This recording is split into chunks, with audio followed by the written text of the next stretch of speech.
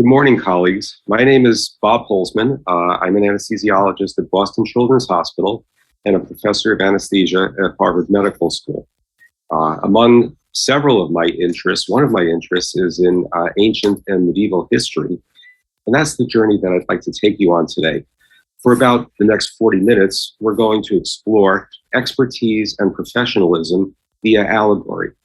My purpose in doing so is to go beyond the timelessness of expertise and suggest to you that expertise resides within a much larger context of professional life.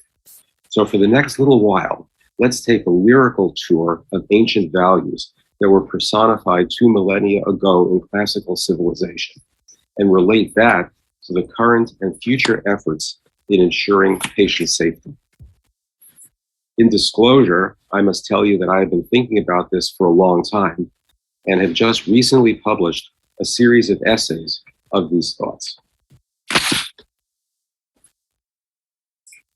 It's not surprising to those of us with an interest in history that there's always been a tendency to value the future over the past.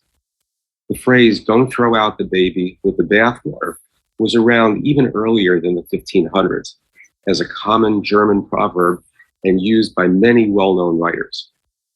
The earliest known reference to the phrase is in Thomas Murner's Narrenbeschworung, Appeal to Fools, which is dated 1512, within a century of Gutenberg's printing press. The second phrase that you see in large type, "Das ist in aller Welt gemein," means this is common all over the world.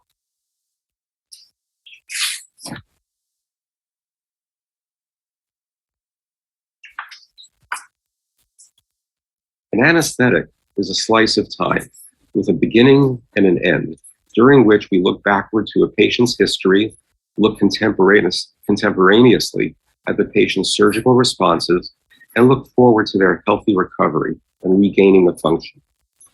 These efforts require our expertise, but beyond that, what the practice invites us to do is to look inward and place that expertise within the context of professional practice. In this 17th century painting, A Dance to the Music of Time by Poussin, the 4 dancing figures originally represented the 4 seasons, but as Poussin progressed with the painting, his theme changed to the passage of time in the context of the different stages of life and fortune. The 4 then came to represent poverty, which is the only male in the figure, shoeless, darker, and in the background, labor, as well-muscled as the male figure, and barefoot, grasping the hand of wealth, with golden sandals and robes, and a disconnected, distant gaze, and pleasure, looking at you, the viewer, with a smirk. The passage of time's microcosm, the day, is indicated by the chariot of Apollo, with Aurora, the goddess of dawn, preceding Apollo. Time, playing a lyre, waits at the end of the cycle, while a statue to Janus is positioned at the beginning, as well as gazing at the end.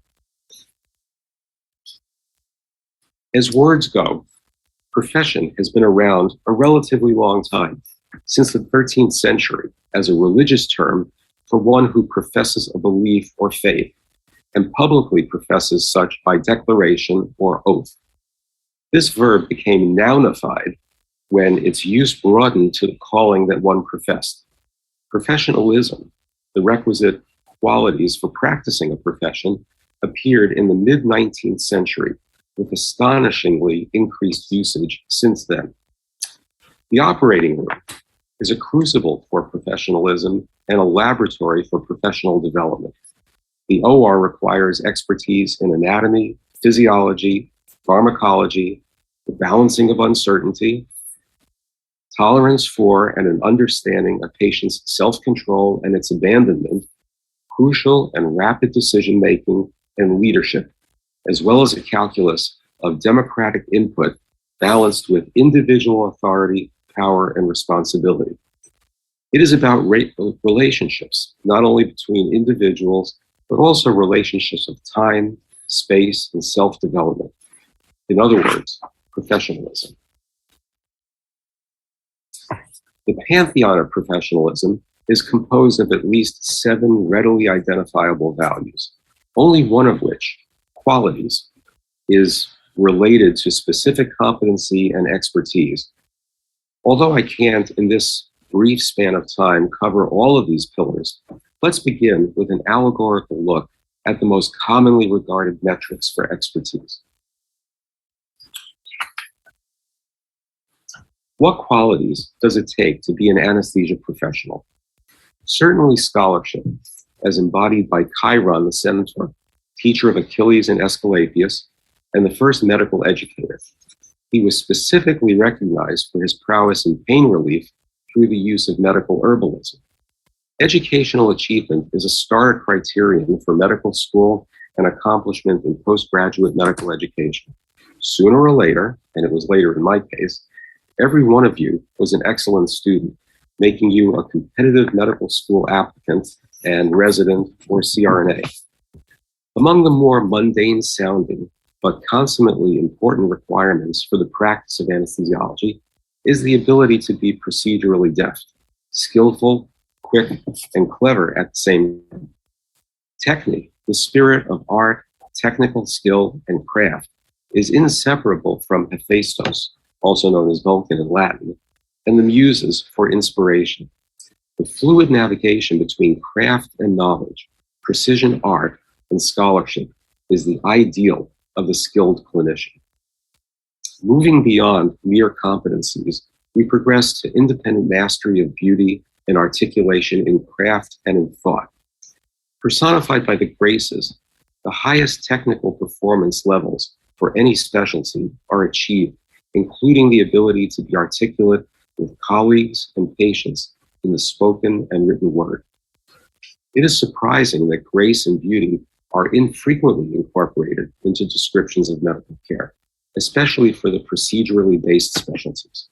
For the ancients, values associated with beauty and grace were integral to professions as well as all social interactions. We can all recognize grace in those we admire. But even these lofty achievements are the penultimate steps. The ultimate step, wisdom, personified by Sophia, grounds the previous values as an essential quality of mature expertise. Sophia was a combination of the classical notion of nous, intellect with the ability to understand and discern reality, and episteme, from which we get epistemology, teachable knowledge, sometimes equated with science. In other contexts, nous has been equated with common sense and awareness, all integral to successful clinical medicine. In medicine, wisdom and intelligence augment mere knowledge by allowing it to be modified to the needs of an individual within a specific context. This is the essence of clinical wisdom and judgment, and it gives depth to mere knowledge. That is Sophia. In the pantheon of professionalism, however, the achievement of mere expertise is incomplete. It can lead to a house MD approach, where diagnosis is everything and slick intervention is a competitive sport. For television, tragic illness diagnosed by a brilliant yet misanthropic doctor before the clock runs out is dramatically appealing, narcissistically enticing, and very unrealistic. Sadly, this narrative has become more commonplace and even dominant in the past 100 years.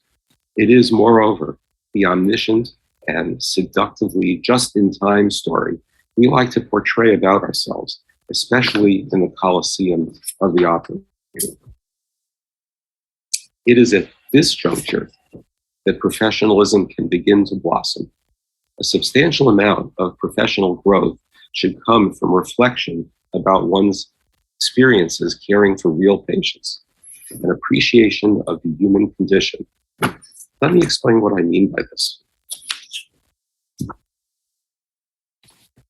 This fresco in the Sistine Chapel shows Adam and Eve to the left, the pair expelled from paradise to the right, and the anthropomorphized tree of knowledge with the female temptress in the center.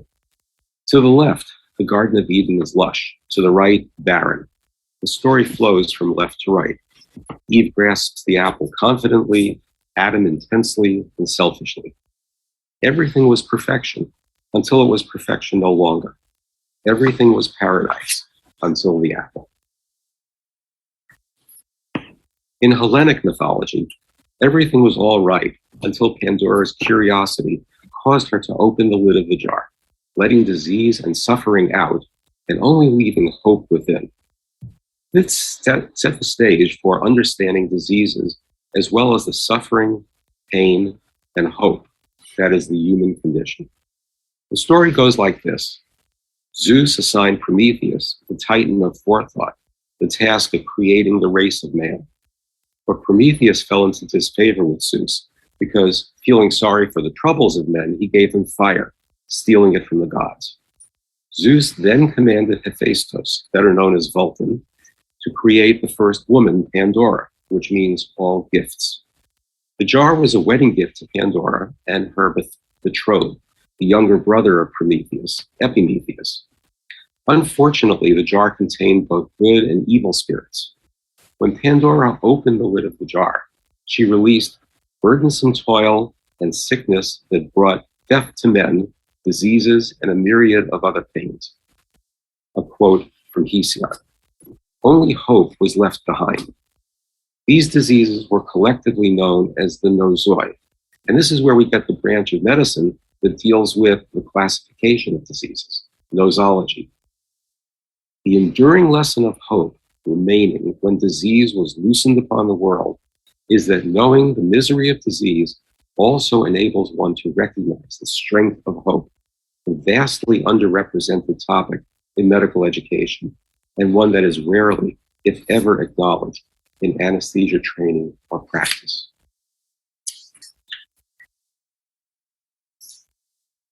The infant Aesculapius was delivered as an apprentice to Chiron the centaur. Wise as well as skilled in the use of herbs, incantations, and cooling potions, and from whom he learned medicine. Aesculapius became skilled in surgery, the translation of his name means cutting open, and the use of drugs, and has been regarded ever since as the founder of medicine. Followers of Aesculapius were known as Aesculapiades. The original Aesculapiades were the family of Aesculapius. His wife, Hippione, who you can scarcely see in the background, was the goddess of the soothing of pain, which was the translation of her name.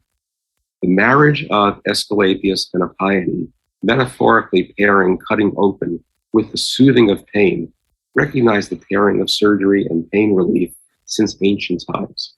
Together, they had at least 5 daughters and 3 sons, all of whom personified various medical ideals. Among the daughters were Hygeia, the goddess of health, cleanliness, sanitation, and disease prevention. Her name is the source of the word hygiene. Kiso was the goddess of the healing of wounds and the curing of illnesses. Panaceia, also known as Panacea in Latin, was the goddess of healing and cures, and she was said to have a poultice or a potion with which she healed the sick. Of the 2 sons, Machaon, one of the kings of Trica, was a master surgeon, and his brother, Podaleros, the second of the kings of Trica, was known as a healer of internal diseases. And this is where we get internal medicine from. The Aesculapiades, represented as a family, set the stage for a family of values that we now acknowledge as professional obligations: expertise, lifelong learning, compassion, trust, responsibility, and obligation to a greater society. That was the importance of portraying these relationships as a family. But within that context, the recognition of disease, the recognition of hope, and the promise of medical cures, uncertainty lurked constantly, especially when illness and suffering confronted medicine and hope. Nyx, the primordial goddess of night, and her children personified that uncertainty and are particularly relevant for us in anesthesia. Nyx was the mother of Hypnos, sleep, Thanatos, death, and Morpheus, dreams, as well as the fates, Cloto, Lachesis, and Atropos. In works of art, The brothers Hypnos and Thanatos slumbered together, holding inverted torches in their hands. Interestingly for us, sleep was acknowledged as the more powerful of the two because of his ability to conquer even the gods who were immune to death, but they were not immune to spells of sleep. Hesiod called death pitiless and sleep kind. The daughters of Nyx, the Fates, sat near the throne of Hades, the ruler of the underworld. Clotho, the youngest, spun the thread of life, throughout which bright and dark lines were woven. Lachesis, the second, twisted the thread. Under her fingers, it was alternately strong and then weak, as is the course of much of life. Atropos, the third sister, and the origin of the commonly used name, Atropine, cut the thread of life with oversized shears, an intimation that before long, another soul would find its way into the kingdom of Hades. Embarking upon the surgical experience, anxious patients and their families faced the risks of the anesthetic and procedure, the discomfort of recovery, and the uncertainty of outcome. More than an imprecise understanding of the anesthetized state is at work here. Historical evidence, pervasive in recorded art and literature, bears witness to the entwining of fear, loss of personal control, and mortality with the perceived continuum of sleep, dreams, drug-induced stupor, and death. Anesthesiologists were founders of the modern patient safety movement. We all know that safety is far more than simply the absence or mitigation of risk. Advances in medical care are ultimately a balance between safety, caution, and vigilance, as well as strength, courage, and daring. Soteria was the Greek goddess of safety, portrayed as a woman wearing a laurel wreath crown, a symbol of victory. Soteriology is the academic study of salvation. In Roman mythology, Soteria was known as Salus, translated as preservation. However, Salus's domain was characterized by physical well-being and health, and was the origin of the word salutary, rather than safety in the sense of security. The laurel wreath crown worn by Soteria underscores the association of victory with safety and the deliverance from harm. Images of Apollo feature his wearing of the laurel wreath, which was also awarded for victory in ancient Olympic Games and continues to this day, for example, to winners of the Boston Marathon. Moreover, as an evergreen, the enduring nature of victory is symbolized. Delivery from harm, soteria or salvation, is a laudable goal. It sometimes takes considerable daring to do so.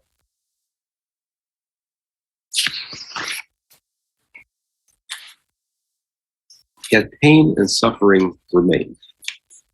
Few words conveyed pain as a physical experience to the ancients.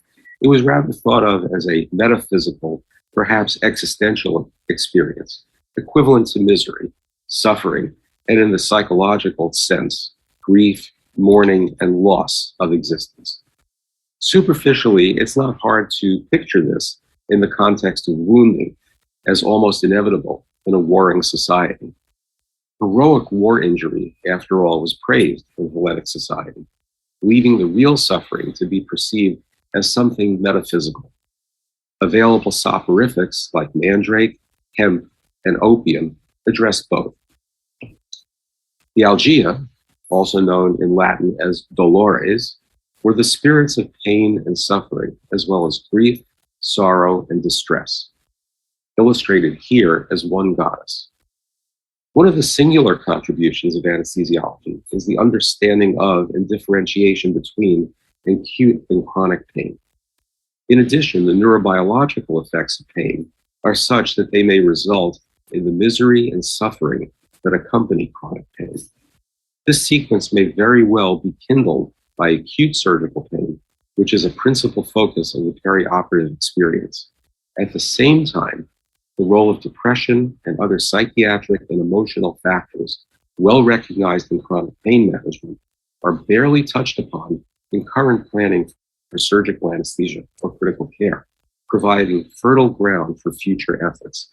It is astonishingly prescient that this connection was recognized by ancient avatars so long ago.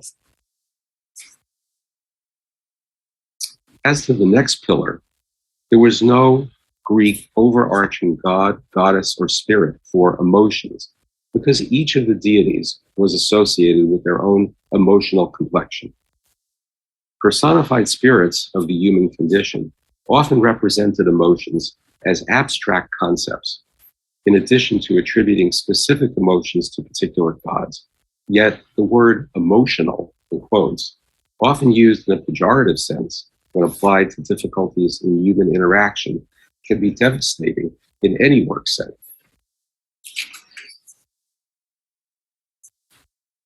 Within this constellation of emotions, strife and harmony are often seen in the context of our work, as well as fear, occasionally panic, and the role of love comes into play as a uniting factor in enabling us to continue with our work. Harmony and strife are constant accompaniments to modern medical care, particularly in the operating room. Spirited debates often turn to internecine intellectual warfare.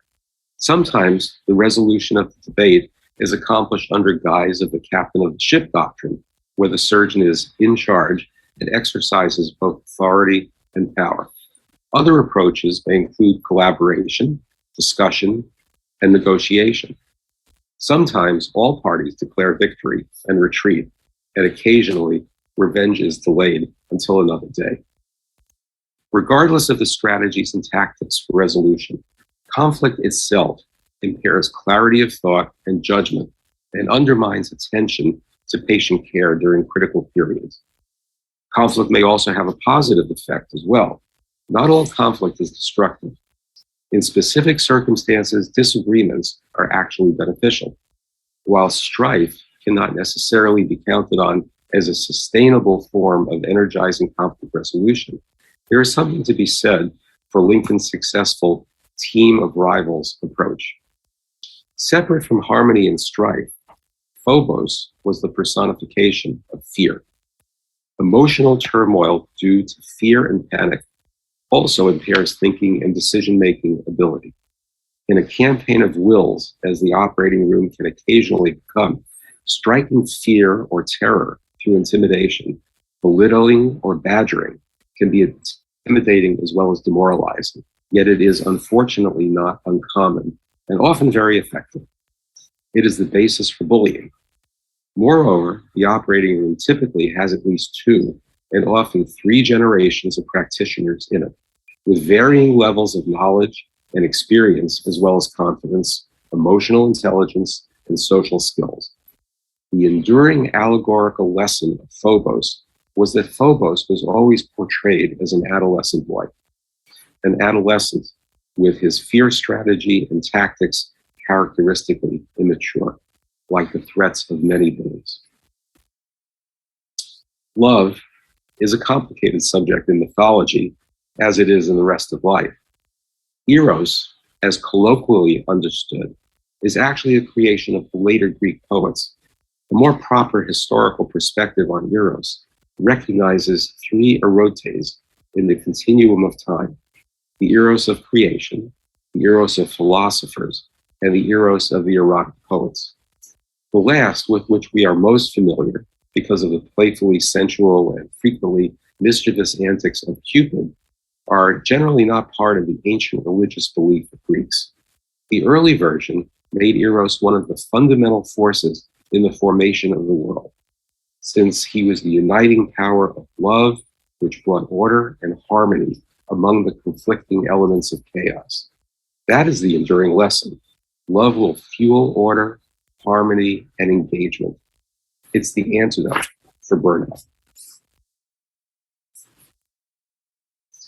Just a brief mention about the pillar of morality, which is explored in many essays on professionalism.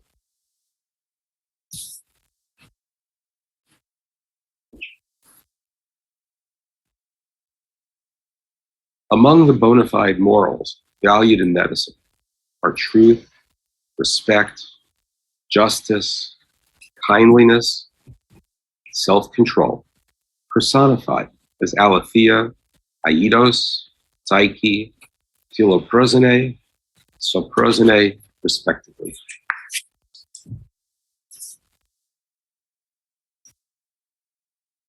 But what I would like to talk about a little more in detail is an area rarely taught in medical school or postgraduate medical education: finding and using your voice. Rhetoric, as described by Aristotle, was the faculty of discovering in the particular case all the available means of persuasion. For the Greeks, rhetoric, or the art of public speaking, was first and foremost a means to persuade. Greek society relied on oral expression, which also included the ability to inform.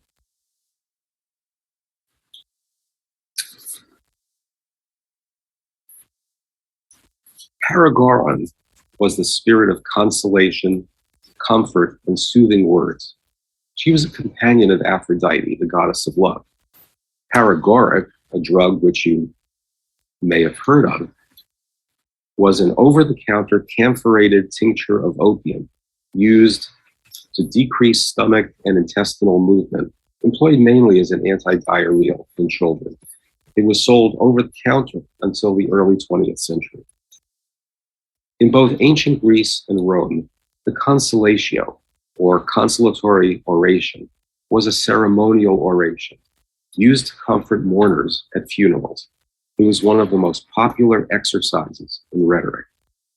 As we learn more about the neurobiology of comfort and consolation, not only in our own species, but in others, rises in oxytocin, the love hormone, occur in the consoled, with an equivalent response in the consoler.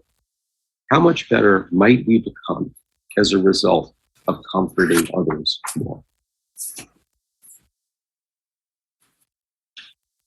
Pericles' funeral oration illustrates the public consolatio. This famous speech, which was quoted by Thucydides in its entirety, was delivered at the end of the first year of the Peloponnesian War, when both sides retreated for the winter as part of the annual public funeral for the war dead.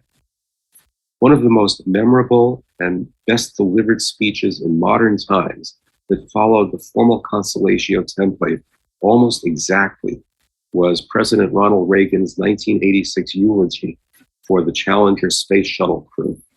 If you've never seen it or haven't heard it in a long time, listen carefully.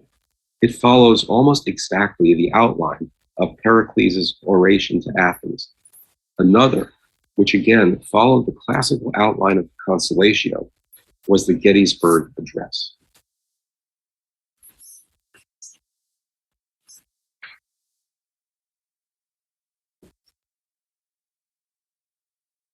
The two female figures are Urania and Calliope, two of the 9 muses.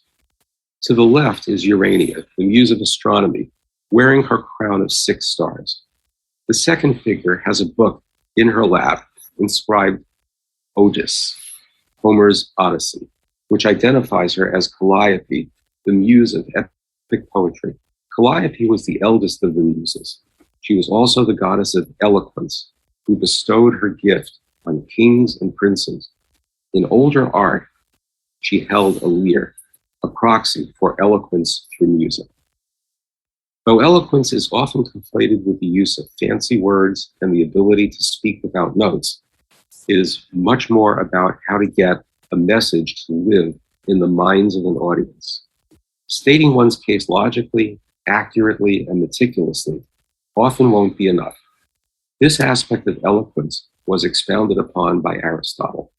He saw how often a weak argument can triumph in public debate, while a far more sensible proposal was ignored, not because the listeners were stupid, but because of how large a role our emotions play in determining the way that people react to what is said and to who says it. Healthcare professionals often play leadership roles as authorities in clinical medicine or other aspects of healthcare delivery, research, or public health initiatives, especially lately. Some provide health education lectures in the community, while others become involved in advocacy making presentations to lawmakers or regulatory bodies. Strong public speaking skills are important as an asset in all of these endeavors. Aristotle emphasized eloquent persuasion as fundamental to rhetoric. He taught all orators we speak to persuade. That is the essence of eloquence.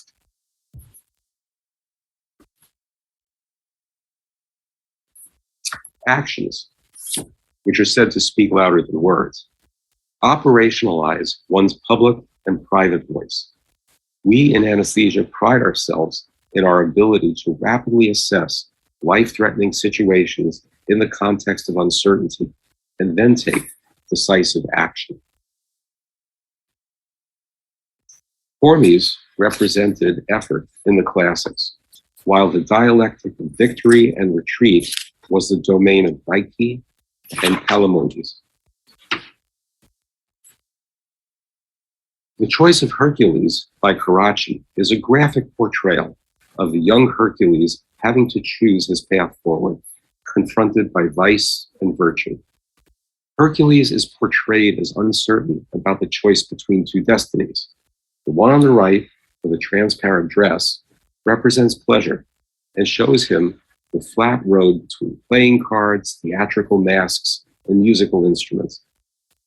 The woman dressed on the left, on the other hand, represents virtue, who shows him a tiring, narrow, and uphill road, at the top of which, however, the winged horse Pegasus awaits, which will lead him ultimately to glory and to heaven. No seemingly intuitive task in the operating room is without knowledge, deep thought, and judgment, as well as risk. Especially when life and death consequences have to be weighed, there is no room for partial effort. Inaction is often not an option, and action within a context of uncertainty often occurs. Every action should spare no effort. Finally, the role the professional assumes within society is governed by explicit and implicit rules. The explicit man-made rules of law and order and their disregard or lawlessness, represented by the dialectic of nomos and dysnomia, and the ideals upon which professional advice, care, and availability rest: democracy and justice. Your career has a beginning, middle, and end. None of these epochs are abrupt, but rather a segue from one to the other, constantly building on knowledge, skills, and wisdom. The fluidity of moving between knowledge, skill, and wisdom is both a challenge and a privilege. Like Janus looking at both the past and the future, professional development is a lifetime process inclusive of but far exceeding the acquisition of expertise. The anesthetist watches over the patient in the operating room and him or herself throughout a career of professional and self-development. How those specifics are defined is up to the individual's incorporation of numerous professional values, many of which can be understood within the allegories and the vocabulary of personification from so long ago. Titian's 16th century painting, The Allegory of Prudence, in a motif that's reminiscent of Janus, portrays three human heads, each facing in a different direction, above three animal heads. From the left, a wolf, a lion, and a dog. At the most obvious level of interpretation, the different ages of the three human heads represent the three ages of man: youth, maturity, and old age. The different directions in which they are facing reflect the concept of time itself as having a past, present, and future. An additional interpretation is suggested by the barely visible inscription at the top of the painting. Translated, it's from the experience of the past, the present acts prudently, lest it spoil future actions. The incorporation of prudence reflected the importance of remembering the past, drawing lessons in the present, and anticipating wise action in the future. And finally, the lighting of the three faces reveals yet another nuanced interpretation. The aged face is the darkest of the three, experience and wisdom notwithstanding. Although it is eclipsed by the others, with the brightest light of youth being illuminated, this was Titian's victory statement, an assertion that the prudence that comes with experience and old age is an essential aspect of discrimination and judgment, rebutting the notion that old age was the enemy of artistic achievement. So at this point, we will leave the past and even the present and look into the future. Thank you.